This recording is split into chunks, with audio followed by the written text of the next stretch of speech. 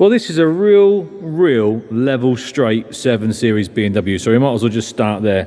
Normally speaking, they're tired, aren't they? They're very tired. And I was pleasantly surprised when this one arrived, because it's as straight and as genuine car, I think, as we've ever had. It's a right level old car. So we'll have a wander around. I've just done, I was so taken with it, I think I've done about 90 photographs just to try and get across what we've actually got here. Because when something comes in that I feel is what we regard in the trade as being dead straight, it's very easy for me. I like things like that. I like genuine, straight, honest cars. It's very easy for me to get enthusiastic about it. So forgive me for that, perhaps. Even down to, I like to see original service stickers and so forth. I've taken a photograph of your VIN number there, inner wings, down by the headlamps, all the usual suspect areas where they go. All nice, all nice.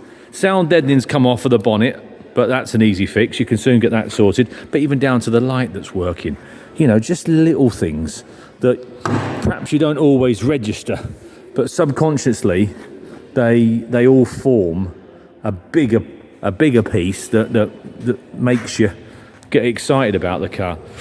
So underneath the bonnet we've done door cards, door shuts, carpets, seats, steering wheel, dash, period correct radio, you name it, it's all there. 92,000 miles on the clock. Do check out the paperwork in the office when you come down. Even down to the test.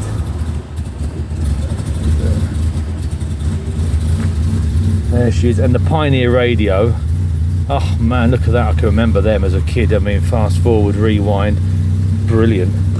Yeah, nice in the ashtray. We've got a bit of a Pioneer fadery type, very period fader type thing there. I think it says, I can't quite yet, front and rear. Look at that. That would have been quite futuristic in the day. Electric windows. Oh, that was it. The windows weren't working, guys. Yeah, it was something silly, I'm sure, but I played about with the switches and things. The windows weren't working, but all 4 aren't working. So it's going to be, it's not as if we've got a fault with one, meaning perhaps just a motor. I'm sure it'll be a supply issue down here. And the red illumination on the dash, I can remember as a kid being quite fascinated with that, because most cars were the usual white dials, or should I just say sort of clear bulbs, normal bulbs, not necessarily white dials, but clear normal bulbs. And then you got in a BMW. We used to pick a lot of cars up from BCA of an evening when work had finished, and I'd get out, and I was obviously obsessed with cars as a kid, so I'd collar a ride down to BCA, perhaps at Leighton Buzzard or somewhere like that, and if we did pick up a BMW in the night time, like I say, the red illumination, yeah, always fascinated me. Sunroof is working, which is a massive bonus, so she's tilting up there nicely. Let's have a quick look around the rest of the car. Door shuts are brilliant, door cards as well, no wear on those. In the back, headlining, carpets, really nice. In the boot, I've left that down. How nice is that to see? How nice is that? A full house there. Look at that, that's proper, isn't it? That tends to suggest the type of owner this car's had from the outset, doesn't it really? Together with the BMW first aid kit, a few spares, even the correct period, because it will be, won't it, style of tyre. Don't know what they were. What I can't think what they were now. I can't quite see it. But they something to do Uniroyal Rain something or other, weren't they? But that was a period tyre that I remember them having on.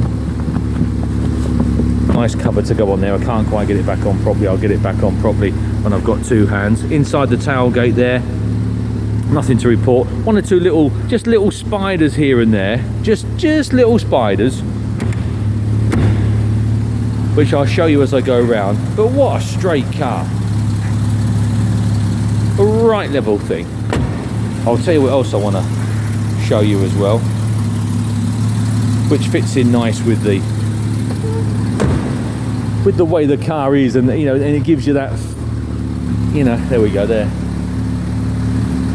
I can't think what the terminology is, but you just think, yeah, of course, it's bound to have one of them in, isn't it? Yeah, it's a 735i BMW, it's bound to have one of those in the window. But I like the fact she's still on the original mud flaps, still on the correct wheels, full house on the toolkit.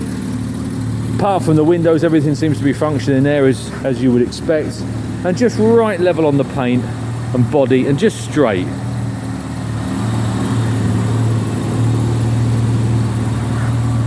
I haven't shut the bonnet, obviously, that's why she's just ajar there, but you can tell, can't you, just straight. But yeah, one or two little bits. Now, as I was walking around taking photographs, I saw, but just daft little bits, just a little bit just coming out of there. There was a little bit, I think, on the other side somewhere, but I mean, I'm splitting hairs now, aren't I? But I'm just trying to get across. Yeah, just a little bit there, look. Just wants that panel perhaps painted at some point. But I'm being quite picky there, but just one or two of these little points would really take the car to the next level. Bit of black underneath here, they're just starting there, but just little bits and pieces that just personally I'd catch, and then you would have one hell of a car. And there's a little bit there, I think, that's just starting to come that doesn't want doing straight away, but you want to get it lined up. You want to get it lined up for next winter, don't you? For the time being, you walk around it and without the critical eye, and I'm being very critical, you don't spot these things. They don't jump out at you. So it's not as if you've got a rush to do it. But what you do, you line up your paint man, don't you, for next winter, or this winter coming, and it goes in. And just get him just to do these little bits and pieces and tick these boxes, then you'll have a hell of a car. But come down, have a look, see for yourself. I think you agree, it does shout very, very genuine.